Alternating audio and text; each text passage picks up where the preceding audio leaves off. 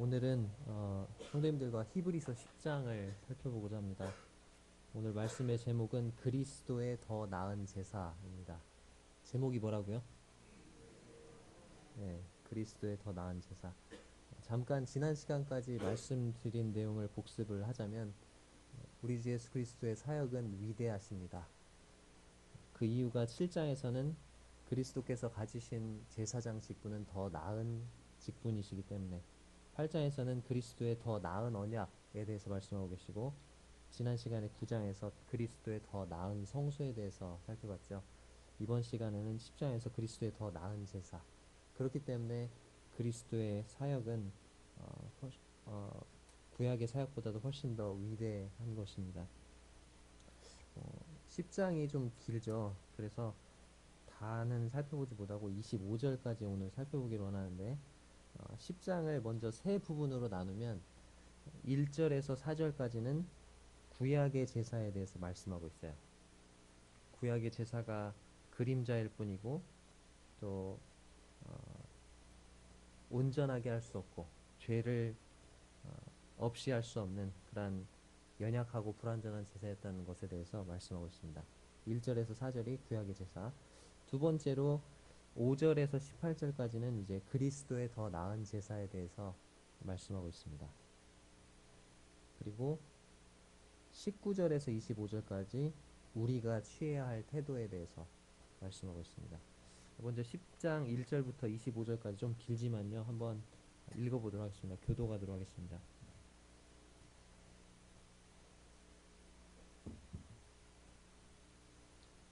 10장 1절부터 25절까지 교도하겠습니다. 제가 먼저 읽겠습니다. 율법은 장차 올 좋은 일의 그림자일 뿐이요 참 형상이 아니므로 해마다 늘 드리는 같은 제사로는 나아오는 자들을 언제나 온전하게 할 수 없느니라.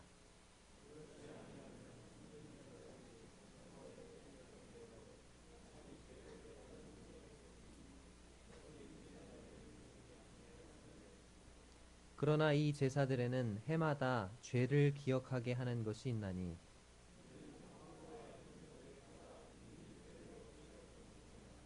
그러므로 주께서 세상에 임하실 때에 이르시되 하나님이 제사와 예물을 원하지 아니하시고 오직 나를 위하여 한 몸을 예비하셨도다. 이에 내가 말하기를 하나님이여 보시옵소서 두루마리 책에 나를 가리켜 기록된 것과 같이 하나님의 뜻을 행하러 왔나이다 하셨느니라.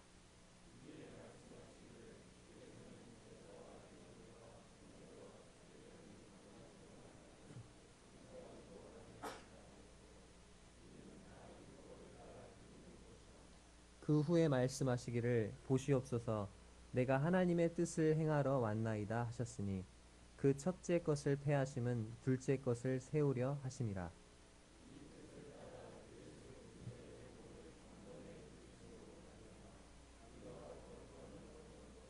제사장마다 매일 서서 섬기며 자주 같은 제사를 드리되 이 제사는 언제나 죄를 없게 하지 못하거니와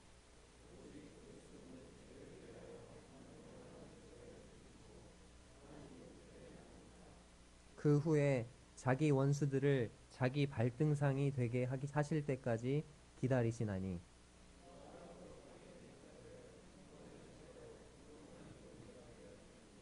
또한 성령이 우리에게 증언하시되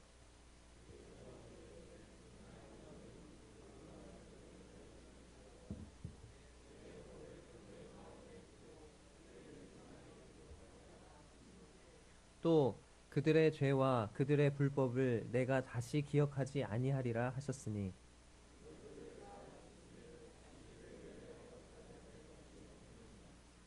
그러므로 형제들아 우리가 예수의 피를 힘입어 성소에 들어갈 담력을 얻었나니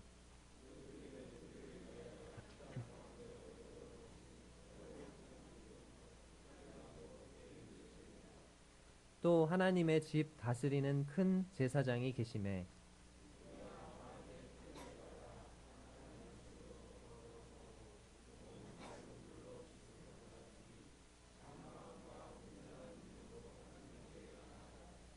또 약속하신 이는 미쁘시니 우리가 믿는 도리의 소망을 움직이지 말며 굳게 잡고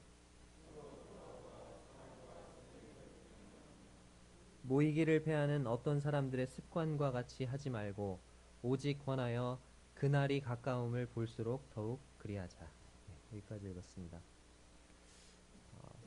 왠지 8장, 9장 막 계속해서 반복되는 느낌이 들죠? 어떤 때 반복을 하죠? 네, 중요할 때 반복하는 거예요. 중요할 때. 이게 너무나도 중요한 이야기이기 때문에 계속해서 반복되는 느낌이 들지만 조금씩 다르거든요. 그런데 계속 반복하고 있어요. 이 히브리서를 받아보는 수신자들에게도 중요한 내용이었고, 이 시대를 살아가는 우리들에게도 아주 중요한 내용이기 때문에 하나님께서 계속해서 반복해서 말씀하고 계시는 것입니다.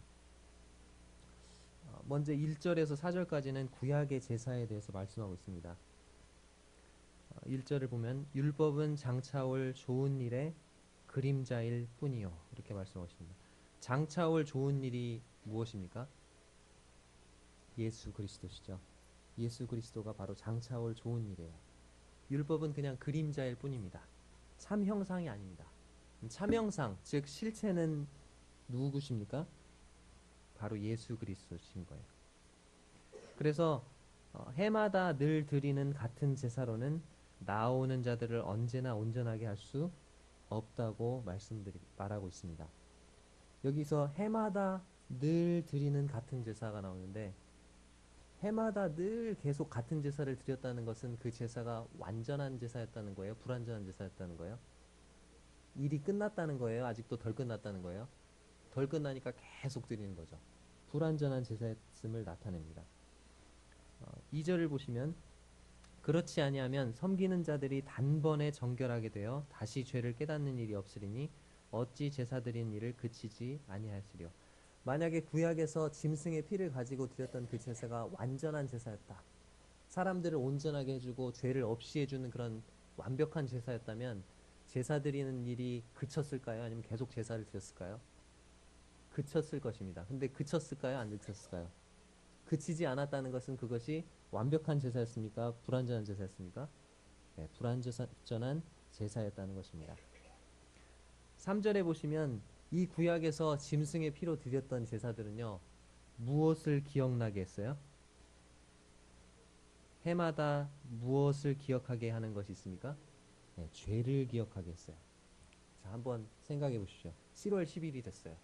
이스라엘의 온 회중이 모입니다. 이스라엘 모든 사람들이 이제 모여요. 이 성막 앞에 모이겠죠.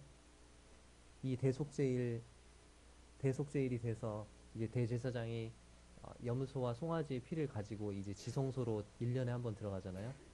그날이 되면 모이는 것입니다. 근데 이 모였던 사람들이 작년에도 이 자리에 모였었을까요? 네, 모였었습니다. 재작년에는 모였었거든요. 올해도 지금 모여있죠. 내년에 모일까요? 네. 나는 이 자리에 언제까지 모일까요? 네, 죽을 때까지 모이는 것입니다. 죽을 때까지 매년 같은 자리에 그렇게 서 있으면서 이 사람이 생각하는 것은, 아, 내 죄가 완전히 용서됐구나 일까요? 아니면 나는 정말 형편없는 어떻게 할 수 없는 죄인이야겠습니까? 네? 매년 오는 거예요. 그 속죄의 제사에 나는 정말 어찌할 수 없는 죄인이구나, 가망 없는 죄인이구나, 그것을 기억하게 한다는 것입니다. 이 구약의 제사는 내 죄가 다 용서됐다, 이것을 기억하는 것이 아니라 나의 죄를 계속해서 기억나게 하는 거였어요. 내가 죄인일 수밖에 없구나, 그것을 기억하게 하는 것이었어요. 그렇지만 우리 주 예수 그리스도께서 십자가에서 단번에 자기 피로 드리신 그 제사는 무엇을 기억나게 합니까? 우리의 모든 죄를 단번에 사하신 우리 주 예수 그리스도를 기억하게 하는 것입니다. 방금 우리가 떡과 잔을 놓고 우리 죄를 기억했습니까? 아니면 그리스도를 기억했습니까? 그리스도를 기억했잖아요. 우리의 죄를 단번에 영원히 용서하신 우리 주 예수 그리스도의 사랑과 은혜를 기억하는 것입니다. 4절에 보시면 이는 황소와 염소의 피가 능히 죄를 없이 하지 못함이라. 이 짐승의 피로서는 죄를 없앨 수가 없었어요. 그래서 더 나은 대안이 필요했습니다. 더 나은 피가 필요했어요. 더 나은 제사가 필요했습니다. 바로 누구의 피요? 우리 주 예수 그리스도의 피로 드려진 그리스도의 더 나은 제사가 필요했던 것입니다. 짐승의 피로 드려졌던 그 제사는 죄를 능히 없이 할 수 없었지만 우리 주 예수 그리스도의 피로 드려진 그 더 나은 제사는 죄를 능히 없이 할 수 있는 것입니다. 그러면서 이제 5절부터 18절까지 이 그리스도의 더 나은 제사에 대해서 소개하고 있는데요. 이 그리스도의 더 나은 제사는 삼위일체의 하나님이 함께 하셨어요. 5절에서 9절까지 하나님의 뜻이 나와 있습니다. 이 그리스도의 더 나은 제사는 하나님의 뜻을 통해서 된 거였어요. 그리고 10절에서 14절까지 누가 그 뜻에 순종하시죠? 네, 아들 예수 그리스도께서 성자 하나님께서 그 하나님의 뜻을 순종하셔서 자기 몸을 단번에 드리심으로 그 제사를 드리십니다. 그리고 15절부터 18절까지는 누가 이제 관여하시죠? 네, 성령님께서 이 예수 그리스도께서 드리신 그 제사의 효력이 얼마나 위대한지를 그 예수 그리스도께서 드리신 그 제사로 인해서 새 언약의 효력이 우리에게 발생했음을 증언하십니다. 그래서 하나님 아버지께서 뜻하시고 또 우리 주 예수 그리스도께서 순종하시고 그리고 성령님께서 증언하시는 이 우리 주 예수 그리스도의 더 나은 제사에 대해서 말씀하고 있는 것입니다. 자, 하나님이 어떤 뜻을 품으셨는지 한번 볼까요? 5절부터 9절까지. 5절 보시면 그러므로 주께서 세상에 임하실 때에 이르시되, 이 주는 누구실까요? 예수님이십니다. 예수님이 세상에 임하실 때, 예수님이 동정녀 마리아의 몸을 통해서 이 인간의 몸을 입고 어린 아기로 태어나셨잖아요. 구유에. 그때를 말씀하시는 것입니다. 우리 주님께서 이 인간의 몸을 입고 이 땅에 오셨을 때, 그때 이제 하나님 아버지와 아들 예수 그리스도께서 서로 대화하시는 내용이 나와 있어요. 어떤 대화가 오갔는지 보면요. 하나님이 제사와 예물을 원하지 아니하시고 오직 나를 위하여 한 몸을 예비하셨도다. 번제와 속죄제는 기뻐하지 아니하시나니 이에 내가 말하기를 하나님이여 보시옵소서. 두루마리 책에 나를 가리켜 기록된 것과 같이 하나님의 뜻을 행하러 왔나이다 하셨느니라. 위에 말씀하시기를 주께서는 제사와 예물과 번제와 속죄제는 원하지도 아니하고 기뻐하지도 아니하신다 하셨고 이는 다 율법을 따라 드리는 것이라. 그 후에 말씀하시기를 보시옵소서 내가 하나님의 뜻을 행하러 왔나이다 하셨으니. 자, 하나님께서 원치 않는 게 있었어요. 뭘 원치 않으십니까? 제사와 예물을 원하지 않으신대요. 하나님께서 기뻐하지 않는 게 있어요. 뭘 기뻐하지 않으십니까? 번제와 속죄제는 기뻐하지 않으세요.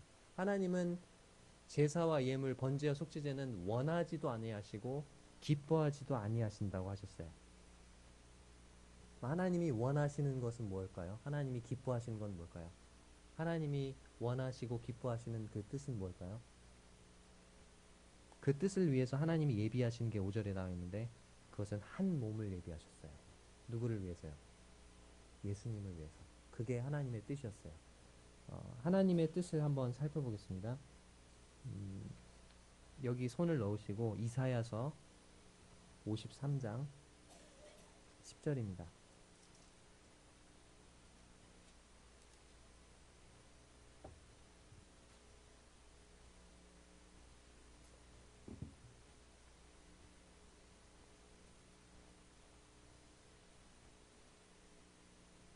이사야서 53장 10절에 보시면 하나님께서 원하시는 것, 하나님이 기뻐하시는 뜻이 무엇인지가 나와 있습니다. 이사야서 53장 10절입니다. 구약성경 1034쪽입니다.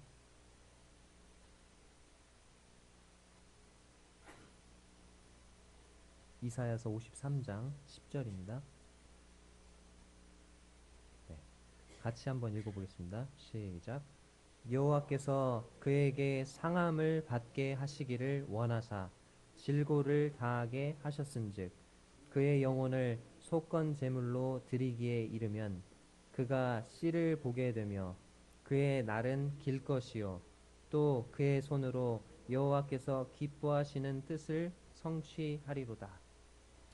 하나님께서 그에게, 그가 누구십니까? 예수님이시죠.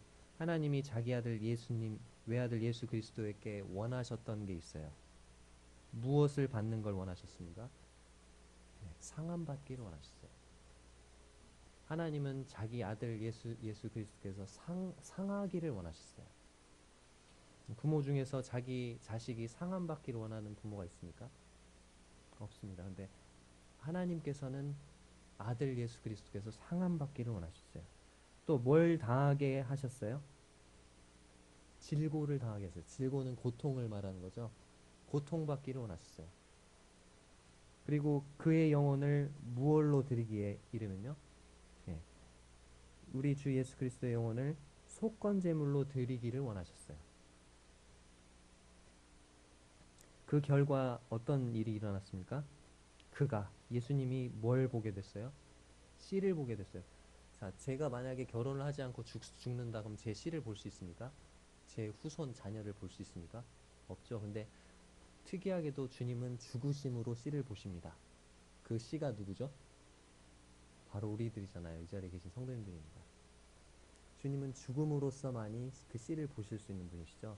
그 씨를 보게 되시고 또 그의 날은 어떻게 된다고 합니까?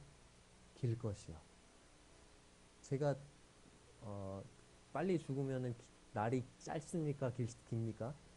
짧잖아요. 근데 날이 길대요. 주님 다시 부활하셔서 영원히 통치하시죠. 주님의 날은 길 것입니다. 또 그의 손으로 여호와께서 기뻐하시는 뜻을 성취하리로다. 이렇게 여기 있는 이 일들을 행함으로써 하나님께서 기뻐하시는 뜻을 성취한대요. 하나님이 원하시는, 하나님이 기뻐하시는 뜻이 무엇입니까? 디모데전서 2장 4절에 이렇게 나와 있죠. 하나님은 모든 사람이 구원을 받으며 진리를 아는 데 이르기를 원하시느니라. 요한복음 6장 40절에 이렇게 나와 있습니다. 내 아버지의 뜻은 아들을 보고 믿는 자마다 영생을 얻는 이것이다.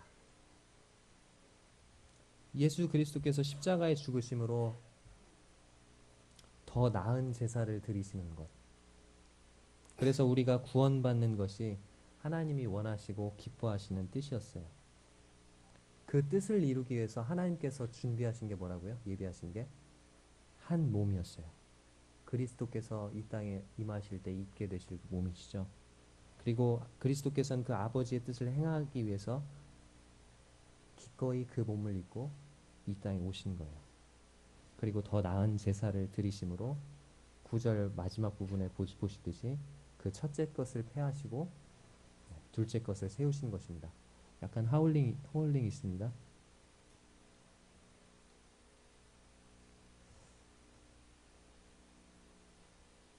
그리스도께서 드리신 그 더 나은 제사는 이처럼 하나님의 뜻에 따라 된 거예요.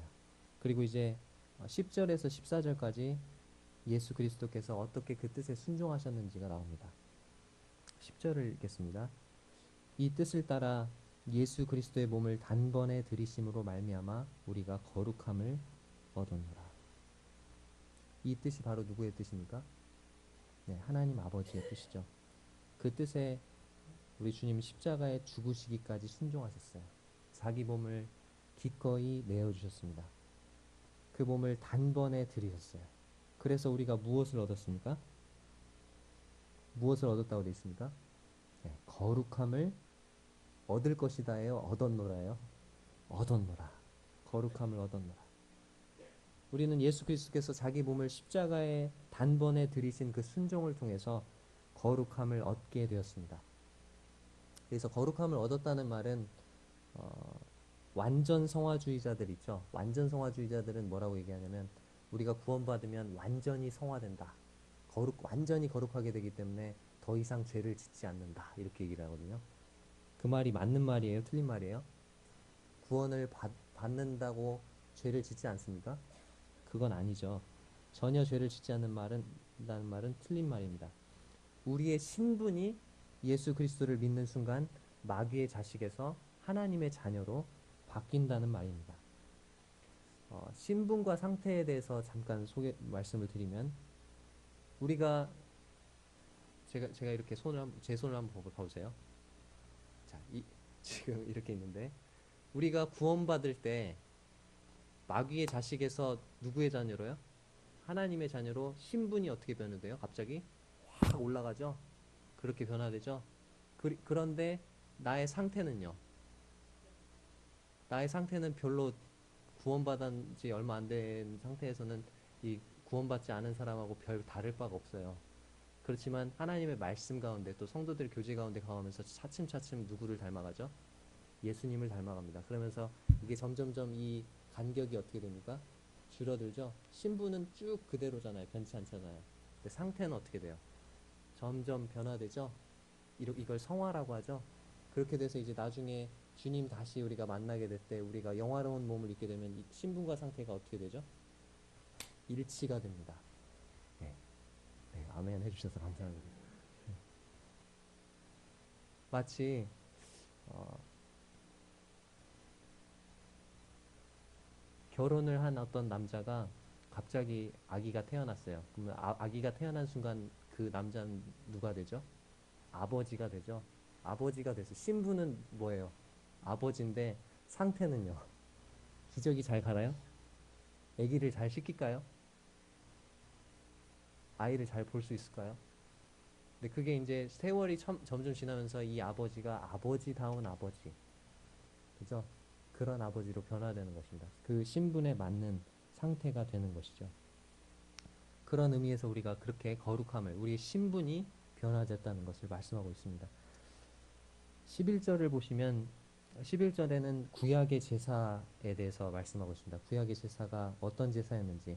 구약의 제사는 매일 드려지는 제사였어요. 그리고 서서 섬겼습니까? 앉아서 섬겼습니까? 서서 섬기는 제사였어요. 앉아서 쉴 틈이 없었던 제사였어요. 또 자주 같은 제사를 드렸습니다.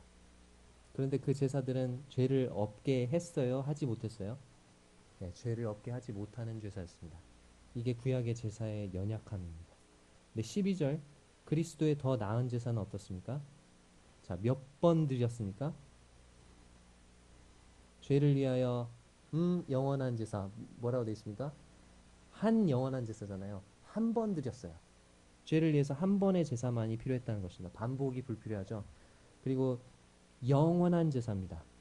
그 효력이 어때요? 영원합니다. 그리고 제사를 드리시고 나서 주님께서 서 계십니까? 앉아 계십니까? 앉아 계세요. 하나님 우편에 앉으셨어요. 이 죄와 관련된 그 제사, 죄의 문제를 완전히 어떻게 하셨어요? 끝마치셨다는 것입니다. 이제 죄를 위한 제사는 다 끝난 거예요. 예수님께서 지금 하늘에서 죄를 위한 그 제사와 관계된 일을 하고 계실까요? 아니면 하고 계시지 않을까요? 죄에 대한 제사를 지금도 드리고 계실까요? 아니에요. 예수님은 하늘에서 기다리고 계신다고 말씀하십니다. 13절에. 뭘 기다리십니까? 자기 원수들을 자기 발등상이 되게 하실 때를 기다리십니다. 발등상이 뭐죠? 의자에 딱 앉으면은 의자가 막 높고 큰 의자 있잖아요. 그 왕의 보좌 같은 그 의자는 의자가 높으니까 발을 이렇게 딱 내려놓는 발 받침대 있죠. 그거를 발등상이라고 합니다. 원수들을 뭘로 삼는다고요? 발 받침대로. 원수들을 짓밟는 그 심판의 때를 주님이 기다리고 계신다는 거예요.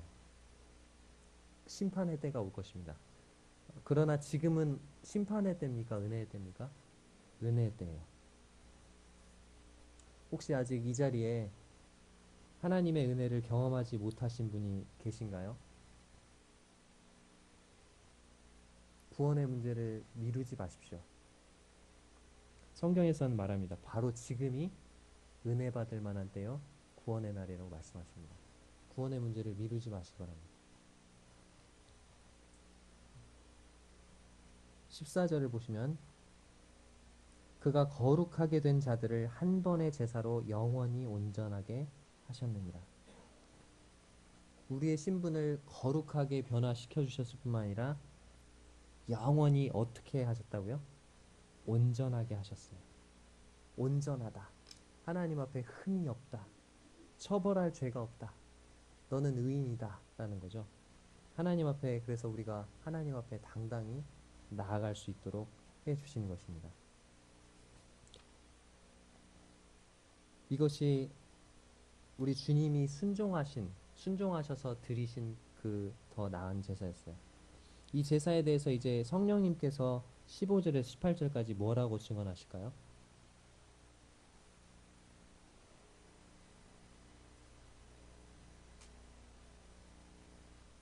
앞에서도 저희가 살펴봤는데 새 언약에 대해서 살펴봤죠.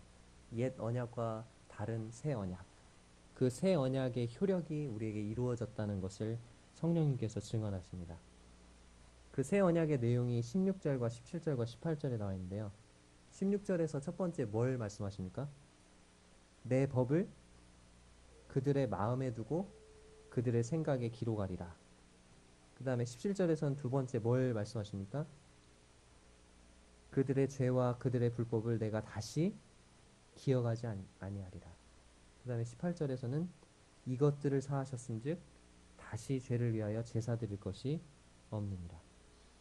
예수 그리스도께서 짐승의 피로 드려졌던 그 구약의 제사와는 달리 자기의 피로 자기 몸을 단번에 십자가에 들이심으로 더 나은 제사를 드리셨는데, 그 제사를 드리심으로 하나님께서 그 전에 구약 성경을 통해서 말씀하셨던 그 새 언약이 바로 우리에게 이루어졌다는 것을 증언하고 계세요. 그 새 언약이 바로 너희에게 이제 이루어졌다는 것입니다. 첫 번째 다시 살펴볼까요? 하나님의 법을 어디에다 둔다고요? 이제 마음에 두고 생각에 기록한대요.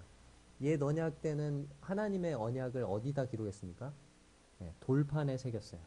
근데 이제 그 하나님의 법을 어디에 새긴다는 것입니까? 우리의 마음에 새기신다는 거예요. 어떻게 새기실까요? 우리가 구원받을 때 하나님께서 믿는 자들의 마음에 성령님을 주십니다. 그리고 그 성령님을 통해서 우리 마음 가운데 하나님의 법을 온전히 순종하고자 하는 마음, 그리고 하나님을 기쁘시게 해드리는 삶을 살고자 하는 마음으로 우리 마음을 변화시키십니다. 그래서 성령님께서 내 안에서부터, 내 마음에서부터 변화를 일으키시는 거예요. 그래서 그전에는 도저히 이 육신의 힘으로 지킬 수 없었던, 또 순종할 수 없었던 그 하나님의 법을 우리 안에 거하시는 성령님을 힘입어서 하나님의 그 말씀을 순종하고 또 지킬 수 있도록 되는 것입니다. 자, 두 번째는 뭘 약속하셨어요? 두 번째, 어떤 효력이 발생했습니까? 우리의 죄와 불법을 다시 기억하지 않겠다. 그렇게 증언하십니다. 우리는 어때요? 내가 기억하지 않을게. 기억하지 않을 수 있나요? 내가 잊을게. 그래 놓고 어떻게 하죠? 잊을게 해놓고는 잊지 못하잖아요. 우리는 기억하지 못할 수는 있지만요, 기억하지 않을 수는 없어요. 우리는. 이것은 오직 하나님만이 하실 수 있는 일입니다. 하나님은 예수 그리스도를 통해서 우리의 모든 죄값을 담당하셨고 우리의 죄와 불법을 다시 기억하지 않겠다, 이렇게 약속하셨습니다. 하나님이 이렇게 약속하셨다면 그 약속 반드시 지키실까요? 네. 혹시 이 자리에 성도님들 중에서 과거의 죄와 잘못에 얽매여서 죄책감에 사로잡혀 계시는 분이 계신가요? 이 약속을 의지하시기 바랍니다. 주님 이렇게 말씀하셨죠. 만일 우리가 우리의 죄를 자백하면 그분은 미쁘시고 의로우셔서 우리의 모든 죄를 사하시고 우리를 모든 허물에서 깨끗하게 하신다고 약속하셨습니다. 그분은 우리의 죄와 불법을 다시 기억하지 않겠다고 약속하셨어요. 그 약속을 믿고 의지하시고 담대히 하나님 앞에 나아가시기를 바랍니다. 세 번째 효력은 뭡니까? 다시 죄를 위해서 제사 드릴 것이 있어요, 없어요? 없다고 증언하십니다. 우리의 죄와 불법을 다 사하셨기 때문에 이제 죄를 위해서 다시 제사를 드릴 것이 없다. 예수 그리스도께서 단번에 드리신 그 제사로 이제 죄에 관한 한 모든 제사는 끝났다. 더 죄를 위한 제사가 남아있지 않다. 이렇게 성령님께서 증언하고 계십니다. 우리가 법정에서 사람의 증언을 신뢰하죠. 그렇다면 이 성령님의 증언을 우리가 얼마나 더 신뢰해야 되겠습니까? 자, 이제 19절에서 25절까지 우리가 취해야 할 태도가 나와 있습니다. 앞에서 계속해서 예수 그리스도의 사역이 얼마나 더 위대하신지에 대해서 우리가 살펴봤어요. 여기까지가 교리였어요. 교리. 교리 다음에는 항상 뭐가 나옵니까? 실천이 나오죠. 네, 에베소서도 그렇게 마찬가지로 그렇게 나오잖아요. 앞부분이 교리고 뒷부분은 어떻습니까? 우리의 삶에 대해서 말씀하고 있어요. 자, 그러면 지금까지 우리가 살펴본 바를 이제 우리가 우리 삶에 어떻게 적용해야 하는가? 여기 19절에서 25절을 쭉 읽다 보면 뭐뭐 하자라는 말이 3번이 나와 있습니다. 자, 첫 번째는 하나님께 나아가자. 따라서 해보시겠습니까? 하나님께 나아가자. 네, 19절에서 22절까지 나와 있고요. 그 다음에 두 번째, 소망을 굳게 잡자. 네, 23절에 나와 있습니다. 그리고 24절과 25절에 세 번째, 서로 격려하자. 네, 이렇게 나와 있습니다. 첫 번째, 우리가 취해야 될 태도는 하나님께 나아가자는 거예요. 19절을 한번 같이 읽어보겠습니다. 시작. 그러므로 형제들아, 우리가 예수의 피를 힘입어 성소에 들어갈 담력을 얻었나니. 자, 여기 보니까 성소라고 되어 있는 이 단어가 지금 번역이 정확한 번역이 아니에요. 정확한 번역은 지성소입니다. 예수의 피를 힘입어 어디에 들어갈 담력을 얻었다고요? 지성소. 제가 전에도 말씀드렸지만 지성소는 누구만 들어갈 수 있습니까? 대제사장만 들어갈 수 있는 장소예요. 그것도 그 대제사장도 1년에 한 번밖에 들어갈 수 없었던 장소입니다. 구약의 제사로는 백성들 가운데서는 아무도 들어갈 수 없었던 그 장소에 이제 우리가 들어갈 수 있게 된 것입니다. 예수 그리스도의 피를 힘입어서요. 그러니까 예수 그리스도의 피를 힘입은 사람은 모두 다 어떤 신분이 된 거예요? 제사장의 신분이 된 것입니다. 베드로전서 2장에서는 우리를 왕 같은 제사장이라고 부르고 있어요. 또 거룩한 제사장이라고 부르고 있습니다. 20절 보시면 그 길은 우리를 위하여 휘장 가운데로 열어놓으신 새로운 살 길이요 휘장은 곧 그의 육체니라. 하나님이 계시는 그 지성소에 예수 그리스도의 피를 가지고 피를 힘입어서 우리가 나아가는데 그 지성소에 나아가는 그 길이 나와 있어요. 어떤 길인지. 그 길은 휘장 가운데로 열어놓으신 길이라고 되어 있습니다. 그 휘장을 누가 열었을까요? 우리가 열었습니까? 우리 힘으로? 아니요. 하나님께서 열어놓으셨어요. 직접. 예수님이 십자가에 달리실 때 하나님께서 성전의 성소와 지성소를 나누는 그 휘장을 위에서부터 아래로 찢으셨습니다. 그 휘장의 크기를 한번 이렇게 조사를 해보니까 그 휘장의 높이가 55규빗이래요. 55규빗이면은 몇 미터 정도 됩니까? 1규빗이 약 50cm라고 치면 약 27.5m입니다. 지금 이 건물이 몇 미터나 될까요? 높이가 한 15m 될까요? 3m씩 잡으면 한 층당. 근데 몇 미터라는 것이에요? 27.5m. 폭은요? 폭은 16규빗이래요. 16규빗이면 몇 미터입니까? 폭이 8m. 그것이 그냥 이렇게 매달려 있도록 지탱을 하려면 얼마나 그 무게가 무겁겠어요. 그리고 그걸 이게 찢어지지 않도록 하려면 그 휘장이 얼마나 두꺼워야 되겠습니까? 사람의 힘으로는 도저히 찢을 수 없는 휘장이었다고 그래요. 근데 그 휘장을 하나님께서 위에서부터 아래로 찢으신 것입니다. 그 찢다라는 그 단어가 원어상으로는 잡아 찢다라는 뜻이래요. 하나님께서 위에서부터 아래로 그 휘장을 잡아서 찢으신 것입니다. 그래서 이제 하나님께 나아가는 길이 열린 거죠. 근데 이 휘장이 바로 누구의 육체라고 돼 있어요? 예수 그리스도의 육체라고 말씀하고 있습니다. 십자가에 찍히신 우리 주 예수 그리스도의 육체를 통해서 하나님께서 우리에게 새로운 살 길을 열어주셨다는 것입니다. 예수님이 요한복음 14장에서 말씀하셨죠. 내가 곧 길이요. 그리고 나로 말미암지 않고는 하나님께서 나올 수 없다 그랬는데 예수님이 바로 자신의 육체를 통해서 하나님께 나아가는 길이 되어주신 것입니다.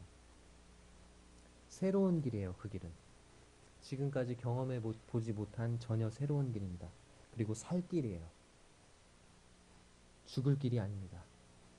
이 길은 생명을 얻는 길이고 생명과 관계된 길입니다.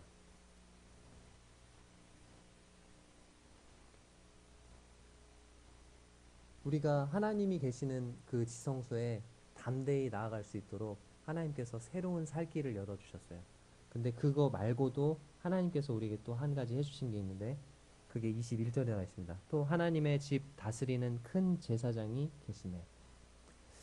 성도님들 한번 생각해 보시죠. 저를 한번 봐주시겠어요?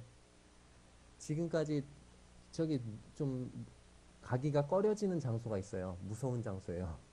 가고 싶어. 근데 못 가요. 못 갔던 장소인데 거기에 그냥 아무튼 갈 수 있게 돼가지고 갈 때 그냥 갈 때 하고 거기에 내가 아는 친구가 있어요. 친구가 있어. 내가 되게 어려운 사람을 만나러 왔는데 그 바로 옆자리에 누가 앉아 있어요? 나를 사랑하는 친구가 있어요. 나의 너무나 친한 친구가 앉아 있어요. 그러면 그 길을 거기에 들어가기가 쉽겠습니까? 어렵겠습니까? 쉽겠죠. 바로 우리가 나아가는 그 하나님 앞에 나아가는 그 지성소 안에 계시는 하나님께 나아가는데 그 바로 옆에 대제사장이신 누가 계셔요? 예수님이 우리를 따뜻한 미소로 바라보고 계시는 것입니다.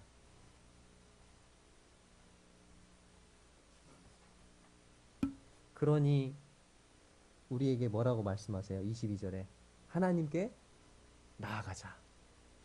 하나님이 새로운 살 길을 열어주셨다. 지성소에 들어갈 수 있도록 열어주셨다. 너희들이 겁날까봐 또 누구도 예수님도 우리의 친한 친구 대신 예수님이 또 그 안에 계셔요. 그러니까 하나님께 나아가자고 우리에게 말씀하고 계십니다. 우리는 그분 앞에 나아가서 경배를 드리고 그분과 자유롭게 교제할 특권을 가진 자들입니다. 이제 그 특권을 누려라. 하나님께 나아가자. 이렇게 말씀하고 계십니다.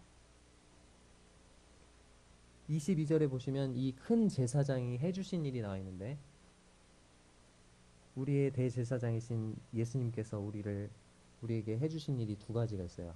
하나는 우리의 몸을 변화시켜 주셨고요. 또 하나는 우리의 마음을 변화시켜 주셨어요. 하나님 앞에 나아갈 수 있도록. 첫 번째는 뭡니까? 22절에 우리가 마음에 뿌림을 받아 악한 양심으로부터 벗어나고 우리가 예수님을 믿는 순간 우리 마음에 누구의 피가 뿌려집니까? 예수님의 피가 뿌려지는 거예요. 그리고 이제 우리의 양심은 우리를 짓누르고 있던 그 모든 죄에서 그리고 죄책감에서 해방되는 것입니다. 두 번째, 몸은 뭘로 씻었어요? 맑은 물로 씻음을 받았다고 되어 있습니다. 우리 큰 제사장이신 주님이 우리의 몸을 맑은 물로 씻어주신 것입니다. 이 몸이요, 그 전에 구원받기 전에는 이 몸을 죄에 굴복해서 죄의 종으로 들였었죠. 그랬던 몸을 이제 하나님의 말씀을 통해서 이 물은 하나님의 말씀을 상징하는 경우가 많죠. 하나님의 말씀을 통해서 새롭게 변화를 받게 해주신 것입니다. 그래서 이제 그전에는 죄의 종으로 드리던 이 몸을 의의 종으로 드리는 것입니다. 하나님의 종으로 드리게 되는 것입니다. 그렇게 이 큰 제사장이신 우리 주님께서 그런 일들을 해주셨어요. 그러니까 이제 하나님께 나아가자는 것입니다. 하나님께 나아가자. 네, 하나님께 나아가는데 두 가지를 가지고 하나님께 나아가세요. 참 마음과 온전한 믿음으로. 참 마음은 진실한 마음을 가리킵니다. 구약 시대 때는 진실한 마음 없이도 그냥 하나님께 제사를 드렸어요. 형식적으로. 그렇지만 이제는 어떻게 하자고요? 진실한 마음을 가지고 하나님 앞에 나아가자는 것입니다. 진실된 마음 없이 드리는 제사를 하나님이 싫어하셨잖아요. 근데 너희는 진실한 마음으로 하나님께 나와야 된다. 그 다음에 온전한 믿음으로 하나님께 나아가자. 구약시대 때 하나님 앞에 나아가는 그 아론의 모습을 생각해 보시기 바랍니다. 아론이 대속죄일날 노래 부르면서 즐겁게 들어갔을까요? 지성소에? 두려움과 떨림과 침묵 속에서 그날 아론이 얼마나 한숨을 많이 내쉬었을까요? 하나하나 할 때마다 한숨을 내쉬었을 거라는 생각이 듭니다. 두려워서. 그런 가운데서 하나님께 나아갔는데 이제는 어떤 가운데요? 온전한 믿음으로, 온전한 믿음의 확신 가운데서 하나님께 나아가자고 말씀하고 있습니다. 자, 두 번째 우리가 취해야 될 태도에 대해서 23절에서 말씀하고 있는데요. 두 번째는 소망을 굳게 잡자는 것입니다. 23절 같이 한번 읽어볼까요? 시작. 또 약속하신 이는 미쁘시니 우리가 믿는 도리의 소망을 움직이지 말며 굳게 잡고. 이 히브리서를 받아보는 그 히브리서 수신자들 중에서는 핍박과 환난으로 인해서 믿음이 흔들리는 사람들이 있었습니다. 유대교로 돌아가려는 유혹을 받는 사람들도 있었어요. 힘들고 어려운 일이 있을 때 우리 믿음을 포기하고 싶은 그런 생각이 들 때가 있습니다. 그럴 때 주님께서는 이렇게 말씀하고 계시는 것입니다. 소망을 어떻게 하라고요? 굳게 잡자. 우리가 믿는 도리의 소망을 움직이지 말고 굳게 잡자. 우리가 가진 소망은 어떤 소망입니까? 구원의 소망입니다. 천국의 소망이에요. 그리고 상주심의 소망입니다. 이 소망은 결코 우리를 부끄럽게 하거나 실망시킬 소망이 아니에요. 왜요? 이 소망은 반드시 이루어질 소망이기 때문에 그렇습니다. 그리고 이 소망을 약속하신 분은 어떤 분이세요? 미쁘신 분이십니다. 신뢰할 만한 분이십니다. 이와 같은 소망을 우리가 생각할 때 우리가 그 소망을 굳게 잡고 인내할 수 있는 것입니다.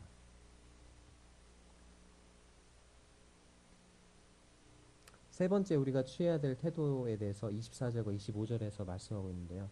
세 번째 취해야 될 태도는 서로 격려하자는 것입니다.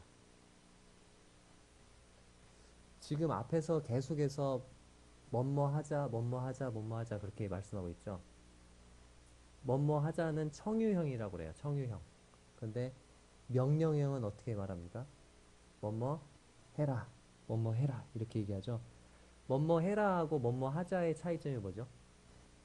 뭐뭐해라 그러면은 어떻게 하는 거죠? 너 혼자 해라. 내가 포함이 돼 안 돼요. 그러니까 함께라는 말이 아니에요. 근데 뭐뭐하자는 뭐죠? 같이 하자는 거죠. 같이. 여기에 나오는 권면들이 모두 뭐뭐하자는 청유형이에요. 함께 하자는 거죠. 함께 서로를 격려하면서 이 일들을 행하자는 것입니다. 하나님께 나아가자. 소망을 굳게 잡자. 이러한 일들은 어느 개인이 혼자서 하는 일이 아니라는 거예요. 이 일들은 서로가 격려가 필요한 일이고 함께 해야 할 일들이라는 것입니다. 예수님을 사랑합시다. 성도를 사랑합시다. 핍박과 환난이 오더라도 예수님에 대한 사랑과 믿음을 포기하지 맙시다. 이와 같은 선한 일을 계속합시다. 이렇게 사랑과 선행을 격려하자는 거예요. 여기 나오는 사랑과 선행이 어떤 일이겠습니까? 이 믿음을 포기하지 않고 예수님에 대한 사랑을 포기하지 않고 소망을 굳게 붙드는 그런 일들을 가리키는 게 아니겠어요? 그렇게 우리가 사랑과 선행을 서로 돌아보면서 격려할 때 그렇게 할 수 있는 힘이 난다는 것입니다.